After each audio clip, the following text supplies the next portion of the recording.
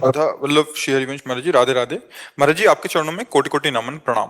महाराज जी, जीवन नश्वर है, इस बात को जानते हुए भी मनुष्य मोह और लालसा से बाहर नहीं निकल पाता है, जबकि उसे पता है कि यहाँ कुछ भी स्थायी नहीं है। कृपया उचित मार्गदर्शन करें। ये भजन की कमी के कारण हम अपनी जानकारी का प्रयोग नहीं कर पाते। जानकारी तो है, जानकारी तो एक साधारण ग्रामीण पुरुष को भी है, क्योंकि जब शव यात्रा जाती है गांव में, कहते राम नाम सत्य है, सत्य बोलो मुक्ति है, बोलते हैं ना सब। मुक्ति का रहस्य वो बता रहे हैं कि राम नाम सत्य है, सत्य बोलो मुक्ति है। और जब स्मशान में जाते हैं, वहां बैठ करके एक दूसरे से चर्चा करते हैं कि यार सब नाशवान है, रो मत, सबकी यही गति होनी है। इतना ज्ञान तो काफी ज्ञान है भगवान की प्राप्ति के लिए। इतना ज्ञान तो बहुत बड़ा ज्ञान हो गया ना, कि सब नाशवान है, सब शरीरों की अंतिम गति यही है, सत्य है तो भगवान का नाम सत्य है, और उसी सत्य का स्मरण करने से मुक्ति है। लेकिन प्रयोग नहीं है, इसलिए इस ज्ञान का प्रयोग नहीं, क्योंकि भजन नहीं है।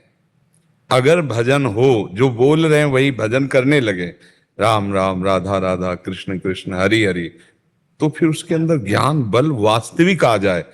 तो जैसे हम विष्ठा त्यागते हैं तो क्या अभिमान होता है क्या? ऐसे मलवत संसार के समस्त वैभव का त्याग हो जाता है, अंदर से रहता उसी में। जैसे विष्ठा त्याग की स्मृति भी नहीं आती, ऐसे त्यागाभिमान भी नहीं, संपूर्ण भोगों का त्याग करा देना नाम के बल से। नाम जब जपोगे तो उससे दो लाभ मिलते हैं। एक तो प्रगट में हमें सत्संग मिलेगा, जब नाम जपेंगे भगवान को पुकारेंगे तो सच्चे संतों का संग ये भगवान की कृपा से मिलता है। अब मोहि भाव भरोस हनुमंता, बिनु हरि कृपा मिले नहीं संता। संतों का समागम और संसार से वैराग्य, ये नाम प्रदान करता है। जितना नाम जप करोगे उतना ही उत्तम उत्तम महात्मा स्वप्न में आकर, जागृत में मिलकर आपको बल प्रदान करेंगे। संतों के पास जाने से पहला परिचय कि हम संत से मिल रहे हैं, हमारे हृदय में अपने दोषों के प्रति घृणा होने लगना। दूसरा, उनके देखने से एक अजीब शांति, अलौकिक। तीसरा, देखा पहली बार है लेकिन लग रहा है कि हम इनसे बहुत बार मिले हैं, हमें लग रहा है जैसे हमारे परिचय के हों ये, क्योंकि परिचय के भगवान है ना, और वो भगवान के परिचय में है, तो एक अपनापन होना। चौथी बात, भगवान की प्राप्ति के लिए उत्साह जागृत हो जाना। संतों का सबसे बड़ा चमत्कार क्या है? मन का परिवर्तन हो जाना। विषयी सांसारिक मन वो भगवान में लगने लगा, ये सबसे बड़ा चमत्कार। तो संतों का संग मिलता है नाम जप से। देखो विभीषण जी, राम नाम तेहि सुमिरन कीन्हा, हृदय हरसि कपि सज्जन चीन्हा, ये सन हठ करिहो पहचानी, साधु ते होए ना कारज हानि। नाम ने ही हनुमान जी का दर्शन करवाया। जब उन्होंने राम राम जप रहे थे तो हनुमान जी फिर कि ये तो साधु है, इससे मिलने में कोई हानि नहीं लंका में, इसलिए मिले। तो जो भगवान का नाम जप करता है तो बड़े बड़े संत या तो आके उससे मिलते हैं या बड़े बड़े संतों के यहां पहुंचा दिया जाता है। और संत समागम जब होता है तब उसके अंदर विवेक जागृत होता है। बिनु सत्संग विवेक न होई, और राम कृपा बिनु सुलभ न सोई। भगवान की कृपा के बिना संत संग नहीं मिलता, और संत संग के बिना विवेक नहीं होता। और विवेक जब तक नहीं होता तो जानकारी है आपको, लेकिन प्रयोग नहीं कर सकते। वो विवेक बल है, नहीं तो नहीं। जो करना है वही होगा, जो नहीं करना वो नहीं है। उसको कहते हैं जितेंद्रिय मनोनिग्रही, शास्त्र की भाषा में। इंद्रियों को अधीन किए, मन को अधीन किए कौन? विवेक। संत समागम और नाम जप, इन दो से बात बनती है। दोनों भगवान की कृपा आपके ऊपर है। संत समागम भी मिल रहा है और नाम का भी परिचय जानते हो। अब जप बढ़ाओ, अंदर ही अंदर, अंदर ही अंदर नाम बढ़ाओ, जो संपत्ति चाहोगे मिल जाएगी। देखो विभीषण जी की हालत, लात मार के निकाल दिया।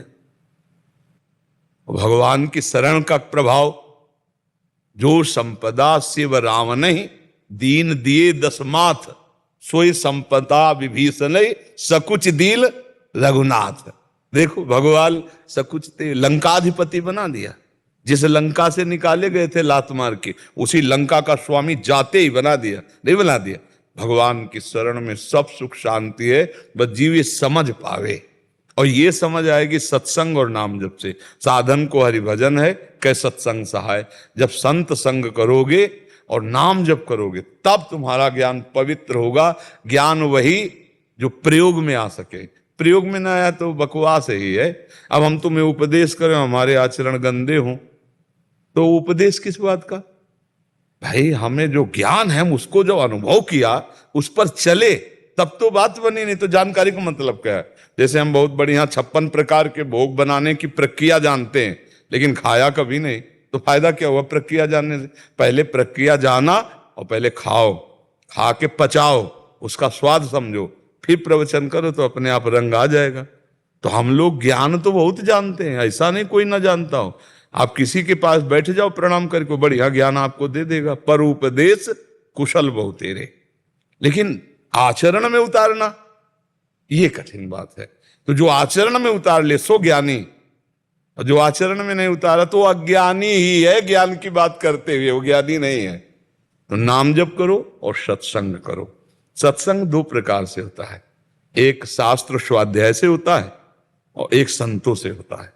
शास्त्र स्वाध्याय भी सत्संग, मान लो रोज संत संग ना मिल पाओ, ऐसे तो आजकल मोबाइल है, मोबाइल से सत्संग सुन लो, नहीं तो शास्त्र स्वाध्याय करो। गीता जी है, श्रीमद् भागवत जी है, संतों के वचन हैं, गीता प्रेस से प्रकाशित होते हैं, बहुत सुंदर सुंदर वाणियां प्रकाशित होती हैं। तो एक नशा बना ले, घंटा आध घंटा शास्त्र स्वाध्याय करना, घंटा आध घंटा सत्संग सुनना और निरंतर नाम जप करना, फिर देख लो बहुत जल्दी लाभ मिल जाएगा, इस लोक का परलोक का सब सुख मिल जाएगा।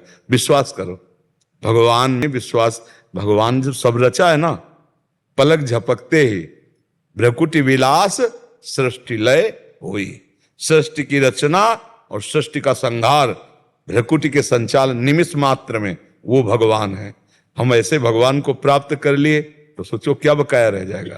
तो इस जन्म में चूक ना करे, अपने ज्ञान का प्रयोग करने के लिए अंदर ही अंदर नाम जप करे। जो नाम प्रिय हो ना वही जपे। भगवान के सब नाम समान फलदायी है, पर हमारा मन जिसमें ज्यादा लगे उसी को जपना चाहिए, तो उससे प्रीति हो जाती है ना।